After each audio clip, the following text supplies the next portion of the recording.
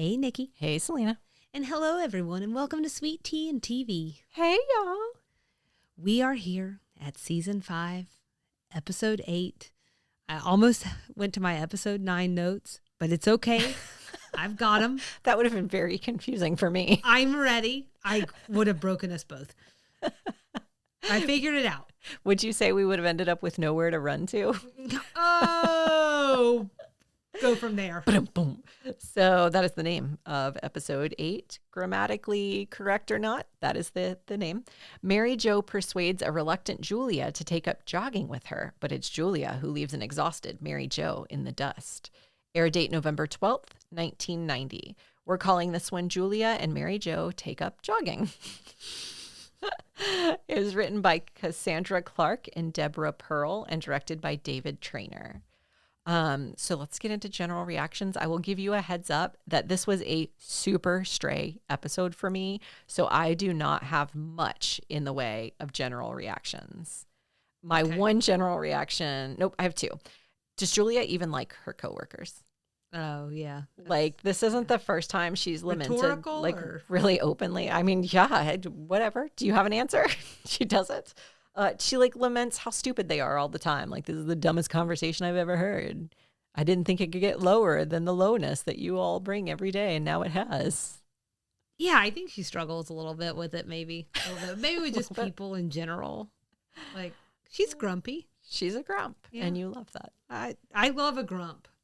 Not when you're condescending, though. I don't love condescension. Condescension doesn't ever feel good or look good. No. The other general reaction I had is that Dixie Carter was 51 years old in this episode.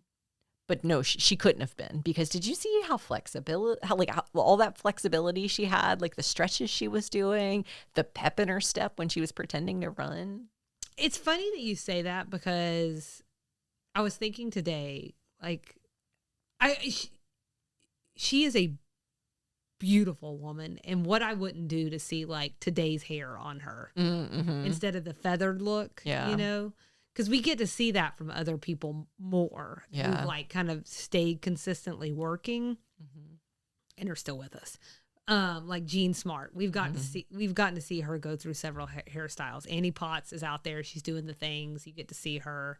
I would also argue that the hairstyle that she rocks most of the time, there's only so much you could do with naturally curly hair, y'all. So it kind of looks similar across the decades unless you really start futzing with it. So, but yeah, we just don't really get that from her. And she looks good. She looked good in that jogging suit. She did. Yeah. So my first general reaction is just that I thought this was a really good episode to follow the old Rebels and Young Models episode that we just covered last week, because it almost seeded the discontent we feel from the top of this episode. Like you were talking about Julia, she's saying the conversation has reached an all new low, but basically things are getting stale, you know, gotta shake this thing up. Mary Jo comes in, she's talking about how she's in a rut, she's restless, she's overworked, she feels underappreciated. She's a two-legged service module like C3PO with breasts. Great line. Not mine, hers. It does kind of sound like something I would say, like a little dorky, and has to do with chests. So did this resonate with you at all, Nikki? the idea of being in a rut and jogging to mix it up? I don't know about jogging to mix it up, maybe, but like just a rut, overworked, underappreciated. Yeah. You don't have to tell me if you feel like C3PO with breasts. Yeah, I mean, we talked about this in the last episode. I don't think this is also, I'm glad you said that, because I was, for various and sundry reasons, I was trying to remember when Mary Jo had last talked about ruts, because this is not a new thing with her. No. This has come up before. So, yeah, I mean, we've talked about it at length. It's hard not to feel like you're in a little bit of a rut, that you're in the everyday sort of becomes like the day before it with a fresh new hell somehow. That whole thing that she said, I mean, except for the fact I understand I don't have children, like I just felt it in my bones. And it's because it's like life becomes a series of, and I said this in the last episode, something similar, but like a series of bills, but like you've got some chores in between if you need to break things up. Like you have to pay somebody else for lots of things, but then also do work of your own that you're not getting paid for, and then also do work for someone else that you're getting paid for, but still feels annoying somehow. And it just one day after the other. Yeah. And then you have kids, throw in making some lunches in there, throw in forgetting Spanish club materials because you don't have your reminder invite anymore. Forget your daughter's Spanish club materials. And now I've got Landon. So, but yeah, it does after a while sort of. And that's why I said in the last episode, like, you've got to sit in the good a lot and have something to look forward to, because otherwise there's no light at the end of that tunnel. It's just going to be the same thing. Yeah. And yet do you think somehow, somebody's going to sign us up for BetterHelp? I know. It does sound like I need therapy. Yes, everyone needs therapy. Love life. Do love it. I love the stuff in between Monday through Friday. It's the Monday through Friday that really takes me down. It's just the better half of the week. Yeah. Maybe we should just send this to work. Anyways, interesting how you think this is going to be a Mary Jo episode, but it pretty much turns into a Julia episode. Yeah. Like, her actions are driving the plot. Even when she's not on the screen, they're all talking about her. So it feels like deeply a Julia episode. And this is something that I just have to say, it happens to Annie Potts and it happens to Meshach Taylor. Oh, interesting. I don't know. You do know. Just like, if Annie, if you want to come on and talk about it, we're here for you. Yeah. I thought this episode, I'm barreling for because you told me you've got your general reactions out of the way. I've got like 8 strays, so I am here to listen on your generals. Okay. So this is just the very last thing, is that I thought this episode captured really well a couple of relatable concepts. The imaginary you versus the real you. Yeah. Oh. So, like, the imaginary me can definitely buy some running shoes and pick up jogging, no problem. Of course. The real me probably needs to be rescued by Anthony, like Mary Jo, after I throw up in a parking lot. So I just thought that was relatable. I think it's relatable, but actually not to you. You were the person that trained for that hot chocolate 10K and like just killed it. So... Well, that was very nice of you to say. I am I was in the depths of my triathlon training at that point and still cannot run. It kills me. Also running with a friend. It kills me. Who didn't run a lot. I don't know. I think it was me. I think I was the friend who didn't run a lot. I'm a very slow runner. My mom used to take us, not to take your point and turn it to me. My mom used to take us up to the elementary school when I was in like 4th grade and make us run a mile because I could not run a mile in the time that they required you to run a mile. And I've been working out now at this point since I was 24 years old. Long time, consistent workouter. Yeah. I still cannot run faster than a 12-minute mile most of the time. 1 mile at a time, I probably could. 1 mile, I could do in 8 minutes. I can do fine. But when I was a kid, I couldn't. I could not run in like the 11 or 12 minutes they gave us. The whole thing is, and we'll get into it over the course of this one, I think, but just like the concept of running is kind of a funny one, right? Like, it's like we're so bored in life that we have to come up with something to do. But that could take us down. And I have this. I'm going to take us on a little bit of a sidebar. On a jog? On a jogging sidebar. Some people it's a lifestyle for some people. It is a lifestyle. Oh, there's so much energy in this one. But the other like relatable concept I thought was like this idea of a friend who's annoyingly good at everything. Yes. That's what Mary Jo's experience. Let me tell you something. If you're listening to this and you don't know who that friend is, congratulations. You are that friend.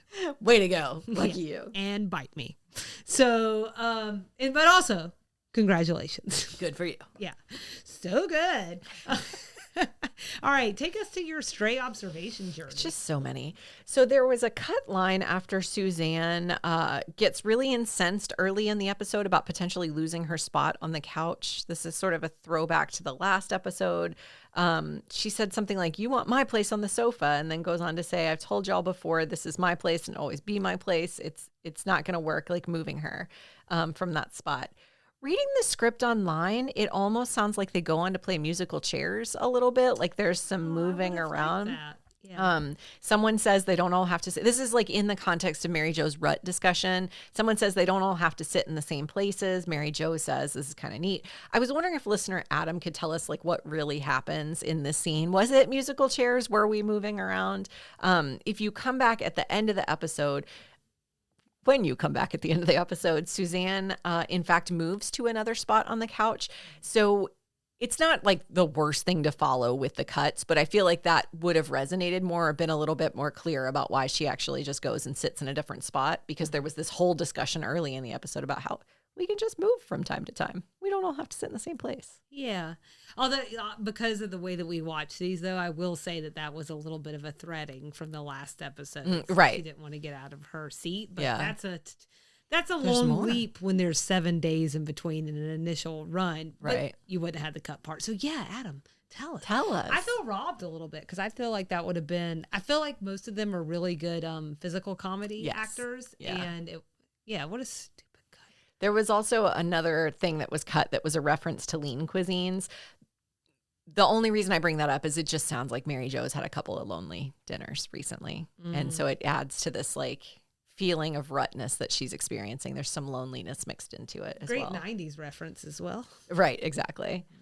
Sandal Bergman was the guest star who played Davida. Oh, uh-huh. I did a super cursory glance through her profile and credits, and she's been super productive. So, good. first of all, she's from Kansas City, Missouri, so a familiar part of the world for LBT.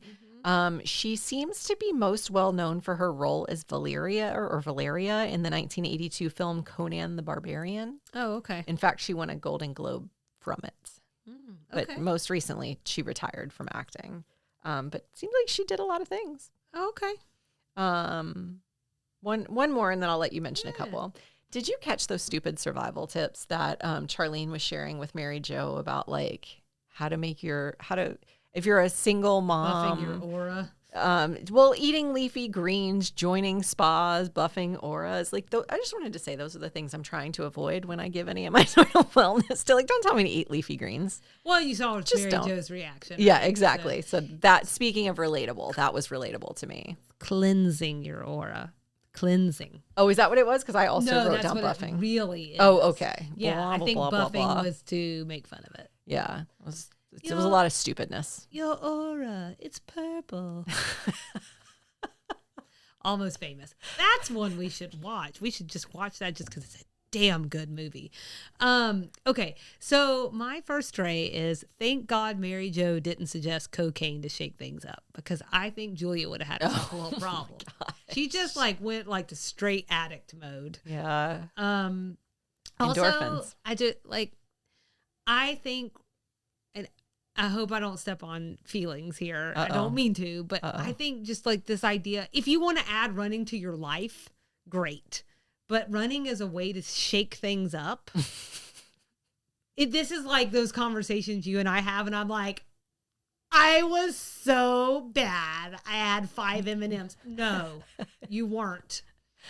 Or whatever lame thing I say when I'm like, God, my life is sad. Poor Mary Jo. Like, I think all she wanted to do was go for a couple of brisk walks. Like, I think she wanted to get some fresh morning air. I think she wanted to skip a boring 9 o'clock meeting and get some sunshine. She wanted to get out there with those Chattahoochee hard bodies. I don't know that she ever intended to go full on Arnold Schwarzenegger or anything. But that's why you got to be careful, because the next thing you know, you have this overzealous friend. They drag you into a podcast, and you have 2 years just disappear from your life. Rescue me.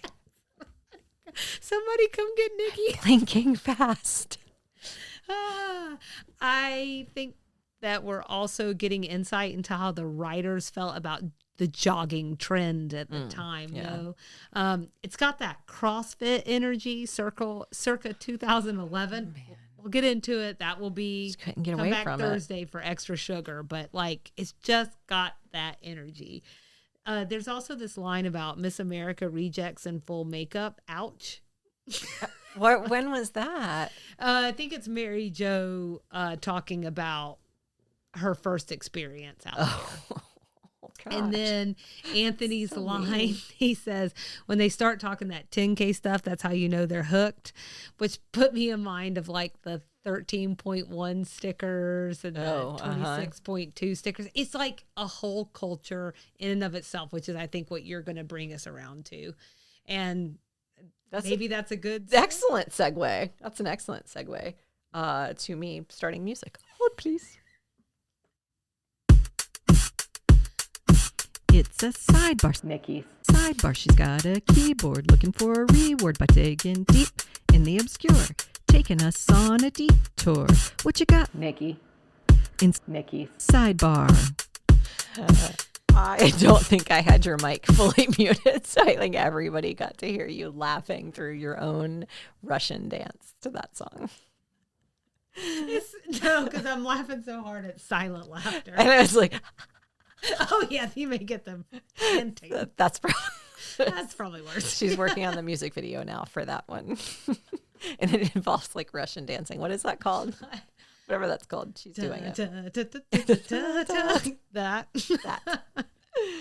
So, to your point, Selena, Julia's encounter with Atlanta runners made me think about some of my own experiences dabbling in that world. So I said, there was a time many years ago, when I did 5Ks, 10Ks, all the way up to a half marathon. I did some triathlons.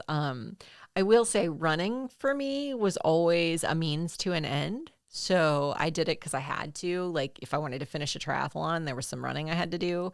Or, truth be told, the calorie burn from running is just so good. Like I'm not saying that's good. I'm not saying that's right. I'm just saying it's the truth. You burn a lot of calories. It was what it was. It was what it was. But for some people, like I said a little while ago, like Julia, running is a lifestyle. Like it's their hobby. It's their passion. It's the thing they do on Saturday morning when other people might be watching TV shows or might be doing a podcast. Like these people are out running really long distances.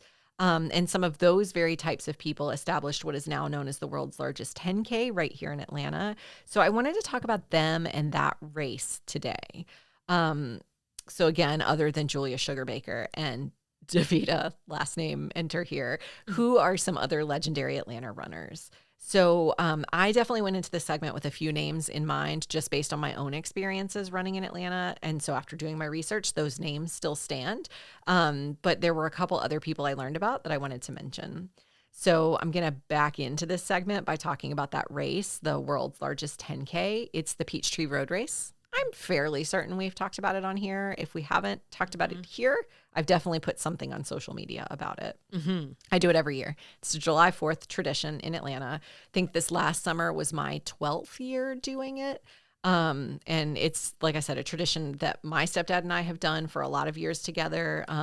We've had other people join us through the years, but usually it's just him and me. The COVID year I did by myself virtually, and then my stepdad missed a year or so here and there.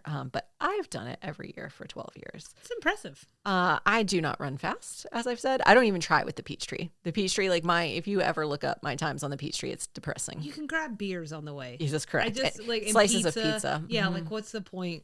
Some people give out Jell-O shots or popsicles. It's a very fun race. It's a really big party.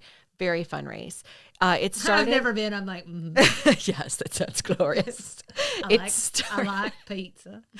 You'll do it one year. One year you'll do it. It just kind of sucks. This is not in my segment at all. It just kind of sucks to get up early on the 4th of July. It's hot. In the summer, you don't get very many holidays. So you get one random day off during the summer and you have to spend it getting up really early. Yeah. That's been the drawback for a lot of big races for me is the investment. Like I did the Thanksgiving half marathon one year, which is great going into your Thanksgiving dinner knowing you've burned 2,000 calories. So good. But you got up at 4 a.m. to do it. You sure did. On your one day we were off. there at the same time.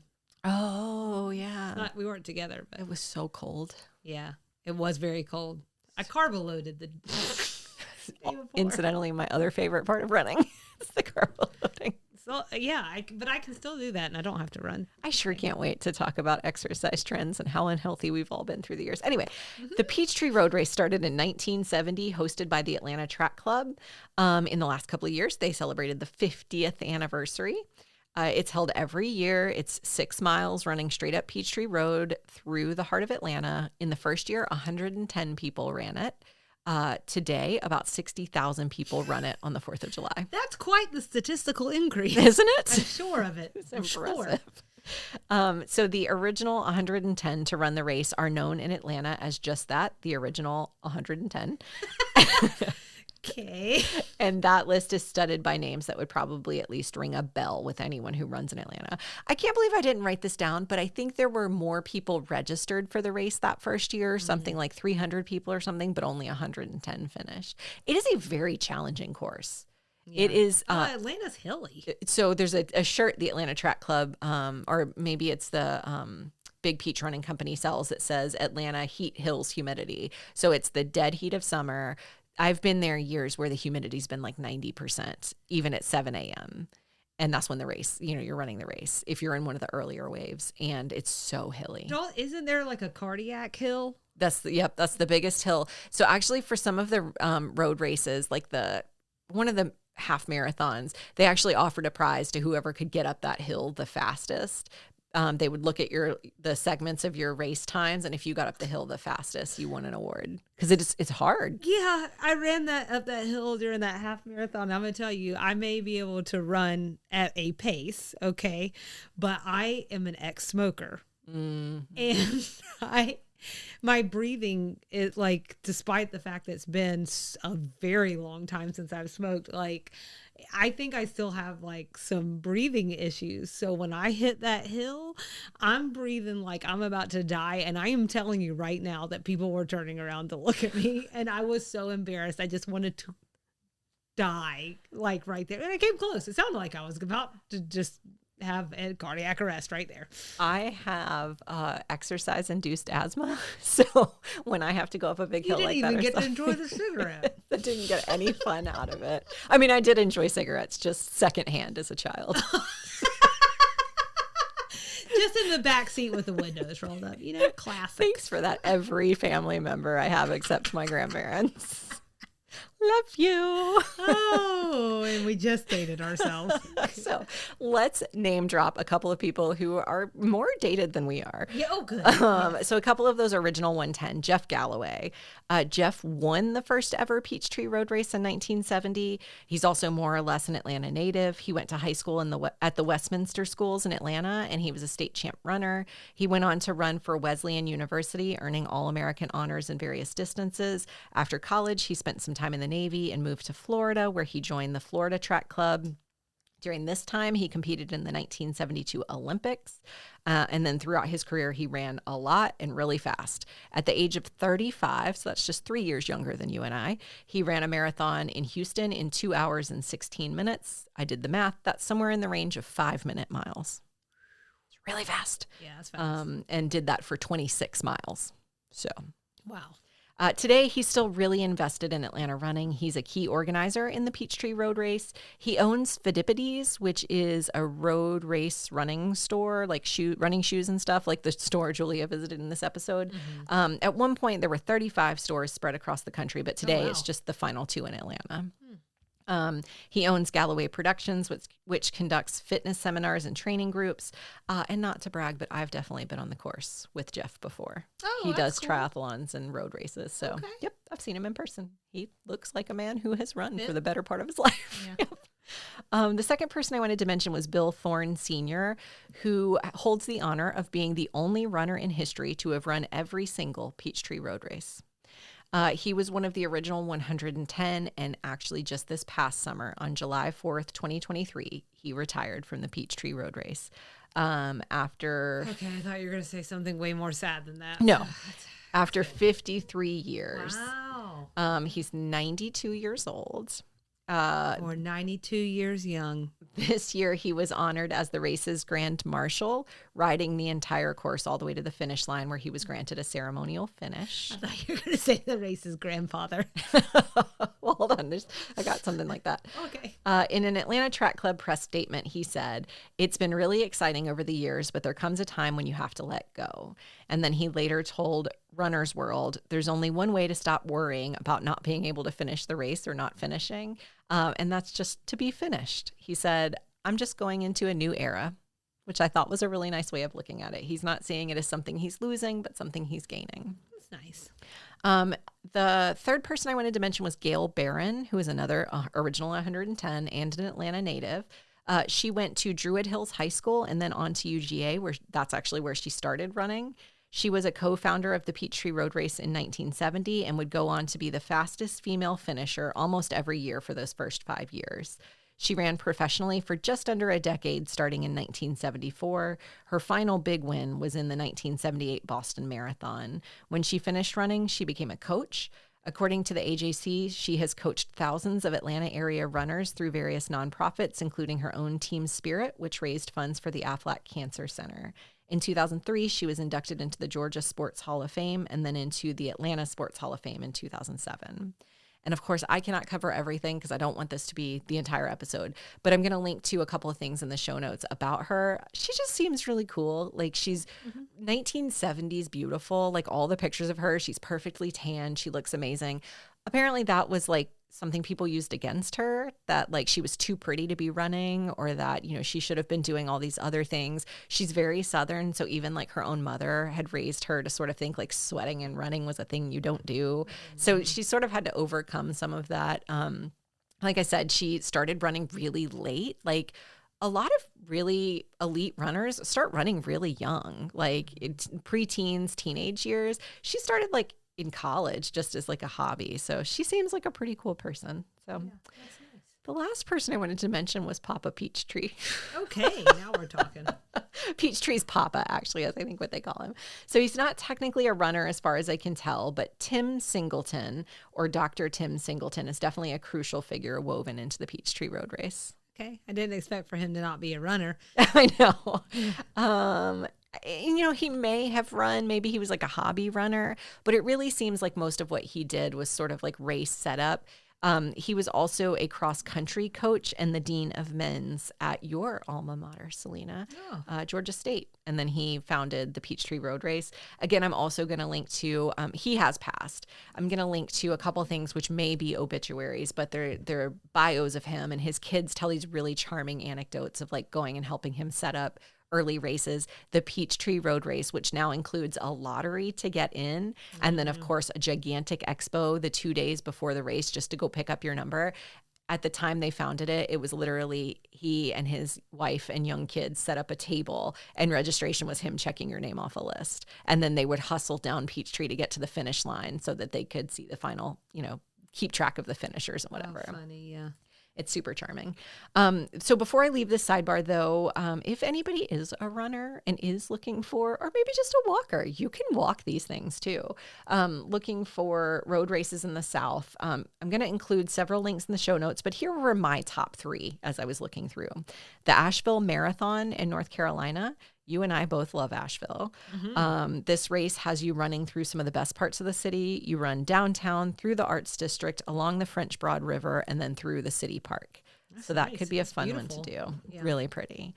The second one is the Crescent City Classic in Louisiana. This is sort of Louisiana's Peachtree Road Race. It recently celebrated its 40th birthday. It's an Easter weekend tradition in New Orleans. It hosts 20,000 runners running through New Orleans, like through the French Quarter and up Esplanade Avenue. And then the last one is the Kiowa Island Marathon in South Carolina. I just saw a picture and the views are really gorgeous. There's like, actually, the website says, enjoy maritime forest, marsh views, and grand homes as you run through this island community.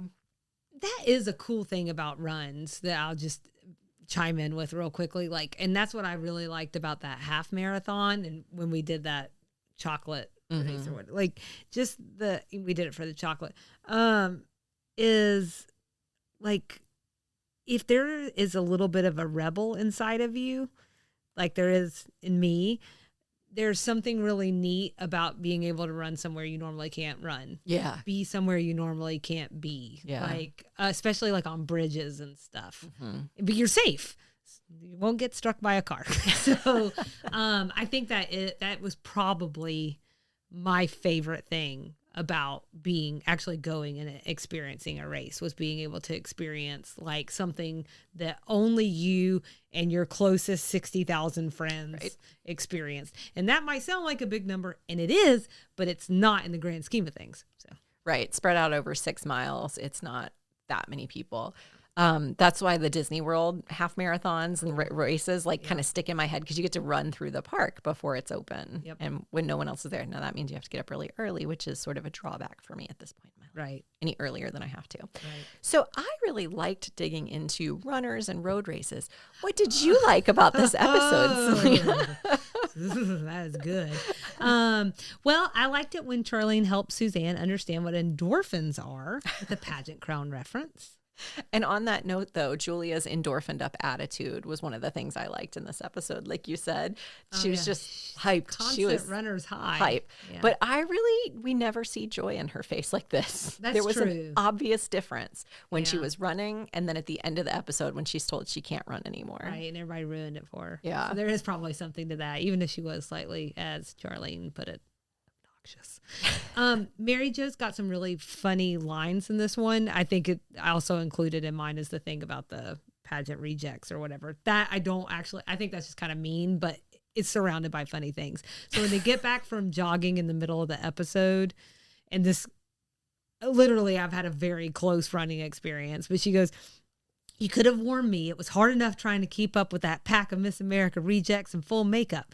But when that guy in the wheelchair passed me, and I thought to myself, I may be in a sweatsuit and I may be jogging, but I'm still just a slug in Nikes." I had a total flashback to the time that I got passed by a lady with not one, but two strollers. So as much as Nikki's over here and she's like, "You fast," I got passed by a lady pushing two babies in a stroller, and I think she was pregnant. The downside of running is that I find most of the time there's always someone who's faster. Right. I mean, and she had like a book bag on or something. It was just like, the more I looked at Walking it, a the more I dog. was like, oh, God. So I like that line. And then on Davida, incidentally, this was a missed observation earlier on in my part, because we haven't gotten a reference from Mary Jo in some time. But she said, I have to admire the running bra she must have. I mean, it must be super industrial strength. You all should see this woman. It looks like she has two giant honeydews latched to her chest. I'm sorry, but I swear this woman could play volleyball with herself. She's got a little bit more Southern in that. I did have that reference in my strays above. I also really liked Julia's pep talk for Mary Jo at the end, reminding her of all the important things she's followed through on, like her kids, her business, and her friendships. Yes.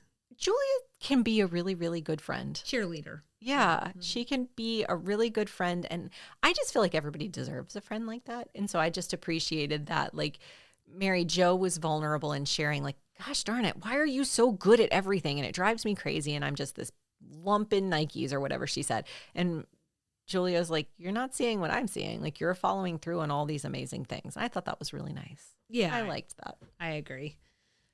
I've got a couple others, but Okay. I'm done with likes. You're done. Okay. So I'm done, I'm done with this. So Anthony carrying in Mary Jo on his shoulders, followed by her retelling of what happened to get there. So brace yourselves. Will somebody please help me off with these shoes? On second thought, just cut my feet off at the ankles. First, I tripped over one of those stupid happy face mile markers and almost broke my leg. Then this huge German Shepherd chased me through the duck pond and treed me in one of those post-Armageddon modern art sculptures. I felt like that woman in Cujo. But the worst part was crawling back to the parking lot and throwing up in front of a bunch of Japanese tourists. My gosh, what did they do? They took my picture. So embarrassing. It also just feels like, I mean, maybe this feels like every park, but it did feel very much so like in the vein of parks around here with the Modern art art pieces and then like the random duck pond. It was just good. Anthony describing all the keywords that indicate someone has a running addiction, followed by Julia coming in saying them all. Every single one of them. Yeah. And then the very end when Suzanne moved down to the other side of the couch. You mentioned this earlier, but I really love that. And because, I don't know, for one, it gives her kind of like the button Right. and the punch at the end. But I also like that it was a callback to the previous episode and her not wanting to give it up to Mrs. Chesley. The seat. Not wanting to give the seat up to Mrs. Chesley. What about things we didn't like? I did not appreciate the goldfish runner through the episode. Yeah. I think I get that it exists. I think so we can see the point of Julia like neglecting her friends a little bit more clearly. Like he specifically asked her to watch it and then she neglected it and it didn't do well. But it was just so random. Like what was the point? Or like she never even says she was sorry. Yeah. She killed it. She killed it. Now, should he have taken care of his own fish? Yes. But every now and then you got to call in help. That's true. Every now and then. That's true. He was delivering all of the things. Yeah, it's not like he was off in Bora Bora. That's right. I just didn't understand that. It was all so weird. Yeah. It felt like some things got cut. Which is, I don't but think, they didn't. Yeah. Yeah, I double checked. It's even weirder. Yeah, unless listener Adam tells me I missed something. Right. It was just random and weird. Not like, probably actually not enough to be a dislike, but actually kind of was. Yeah. So that was it for me. My only, so I didn't like that. I had added that in this morning actually, because I just thought that like poor Amadeus, like she was totally blasé. She apologized to Mary Jo at the end. She never apologizes to Anthony. She killed his fish. I think the pacing in this one, ironically, maybe was like a little problematic because we just spent so much of the episode just trying to figure out how to shake up Mary Jo's life. I'm not sure I needed any more time in those other scenes really, but it just felt like literally 1/3 of the episode we're just in the office complaining. So that's where I spend 1/3 of my life. So. No, it ain't. It's like half. It's like half. That's the problem for all of us. Okay. You want to rate this sucker Sure. and retire? My rating scale was bring your own carb parties. All right. I actually gave it a 5 out of 5. Oh, look at you. I really liked this episode. I felt now like we're back on normal footing. it was a little bit goofy, but there was like a little bit of heart between the friends at the end. Although you're making me rethink that when Julia didn't apologize to Anthony. Like, what's that about? Maybe it's because she forgot there was a goldfish runner because it was so random. Why did we even have it? But yeah, this one for me, like was one that I didn't mind rewatching. Which as I've said before is going to be my new rating scale. Like how rewatchable is it? I'd rewatch this one. Probably also was a little more relatable to me because it's Atlanta and the Atlanta running scene and I'm familiar with it. Yeah. I know these people they're talking about. Sure. So I really liked it. What about you? I gave it 3.8 out of 5. Ooh. Super industrial strength running bras. So I will say that this is the second episode in a row that I enjoy more on rewatch than when we first previewed the episodes. And I thought that it had some really high highs, but otherwise there was just something about it that fell a little flat for me. I still really liked it. It just didn't for me sing in quite the way that some episodes do. I get that. 90s things? Dan Quayle's personal physician. That's what Quint told his classmate Ted was going to do. I just, so you know, I looked it up and it seems like he had sort of a team of physicians, not just one. So I don't know if there was like one in particular that made them think to write about that, but it seems like there were several. Julia had a Gatorade bottle at one point that just looked like a 90s really Gatorade stood out. Yeah. There was some mention at some point about a martinizing plant. You gave us the rundown on martinizing in one of our early seasons. This is like the dry cleaning method. Oh, right. I'm like, what? It's good that it stuck, you know? Yes. Pizza Hut, there was this reference to Raymond Fosdick, who used to take his heart rate at a Pizza Hut.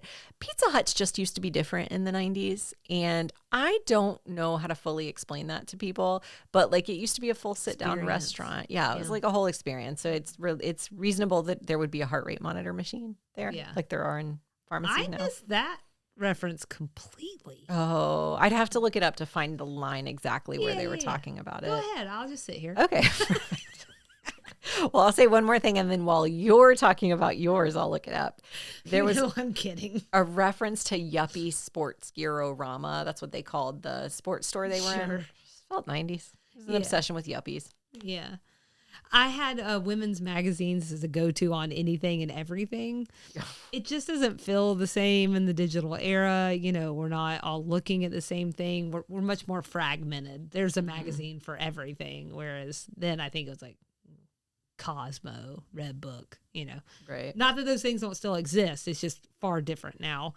Also, just like this stereotype about Japanese tourists taking a lot of pictures. One, I think there's something about that feels something and perhaps even a little cringy. But more so than that, it doesn't even make sense anymore. We're all taking pictures of literally everything. We're all very self-focused. So, I wasn't actually sure where to put this. I had this at first in references that we need to talk about, but it really is about the 90s. So I'll go ahead and share it here, which is just that the 90s, I was just wondering, like, why are we talking so much about running? Like, and why does there seem to be this really big stereotype about it at this time? So I tracked down this women's running magazine article in my physical description women's magazine. Coffee. But anyways, they were talking about how the 90s is considered by many to be the second running boom. The first was in the 70s. You don't say. Peachtree Road Race. That's right. So it was definitely putting me in the mind of that, or like these pieces were coming together for me from what I looked at and what you looked at. But you also mentioned this one earlier, but even Disney entered the scene holding its first marathon in January of 94. And this is at Disney World, of course. Alavatina Nuamova took home the grand prize with a record that still stands today at 2 hours, 34 minutes, and 47 seconds. That sounds very much so in Jeff Galloway's range, huh? Maybe he just never did the Disney World ones. I'm Let her hold her record. I just run by the castle, man. But if you ask me what really probably minted the 90s running status, Oprah freaking Winfrey. So in 94, she ran the Marine Corps Marathon in 4 hours and 29 minutes and 20 seconds. She was 40, and the mantra for runners became, if Oprah can do it, so can you. She apparently, which I think it's like nice and also like, I made a finger gesture. Rude gesture. But she apparently also said that it was better than winning an Emmy. I also then found a Forbes article. Might say something about the Emmys. I don't know. I also found a Forbes article. Everyone's getting crapped on. Anyways, this Forbes article, it kind of asserted the same thing. So apparently her running it sort of busted up this excuse, I'm too busy for that, but like busier than Oprah. It feels like a fair thing to say.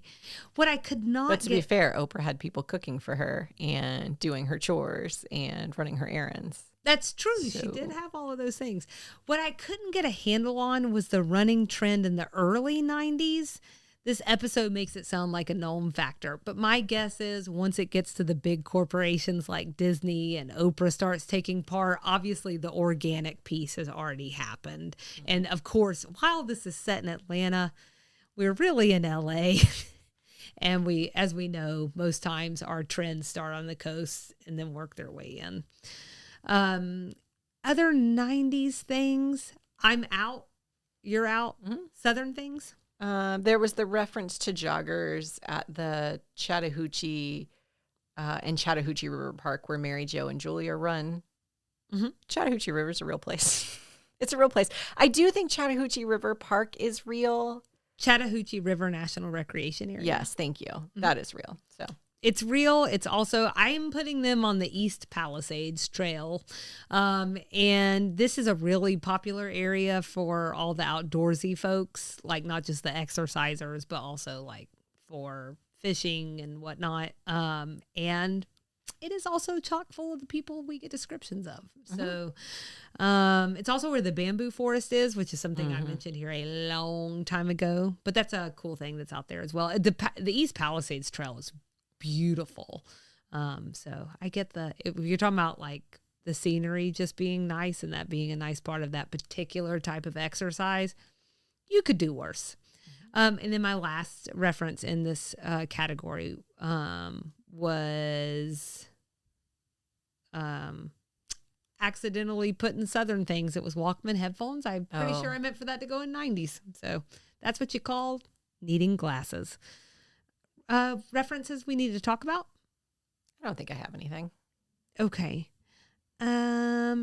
I was just going to say, we got a ton of running references, like so many running references and so many things related to it, from types of shoes, like just soups to nuts. I counted 13 references, like different running references. I'm not going to go through all of them. Then we got the Baton Death March. I intentionally didn't mention that. So and depressing. I'm not going to mention it either. If you're really So curious, sad. you can look it up yourself. It is very sad. World War II. People do mean things. I don't know. All right. That's all my references. Oh, okay. You sure? Yep. Okay. So our next episode is season 5, episode 9, a class act. We'd love everyone to follow along with us and engage. Instagram and Facebook at Sweet Tea and TV, TikTok at Sweet Tea TV Pod.